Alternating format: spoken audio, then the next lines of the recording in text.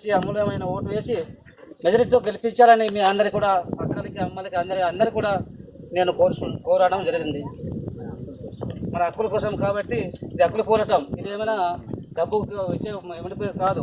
మరి అయినటువంటి గాలి కావాలంటే, నీరు కావాలన్నా, చెట్టు కావాలన్నా, సీమ కావాలన్నా, మన అందరి కోసం మనం ఇక్కడ ఉండాలన్నా, మనం ఏమైనా చేయాలన్నా కూడా మరి సమాజం నుండి బిఎస్ పార్టీ తప్ప మరి ఇక వేరే పార్టీ లేదని కూడా నేను అనుకుంటున్నాను.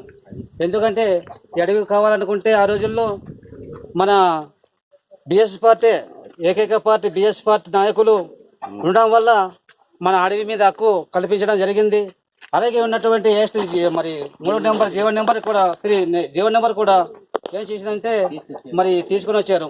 మరి అలాంటిది కూడా ఈరోజు భూతపితమైనటువంటి పరిస్థితి జరుగుతున్నాయి.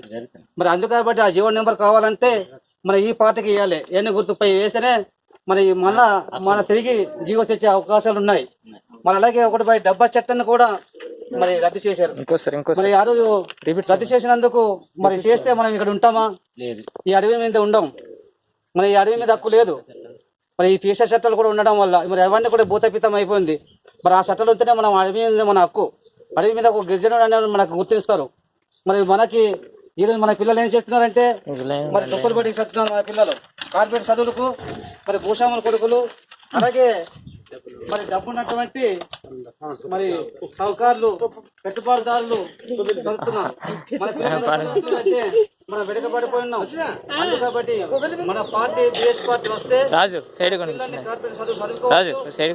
మన పిల్లల్ని చదువుకున్నటువంటి డిగ్రీ కానీ చదువుకునే వాళ్ళకి ఉద్యోగాలు కావాలంటే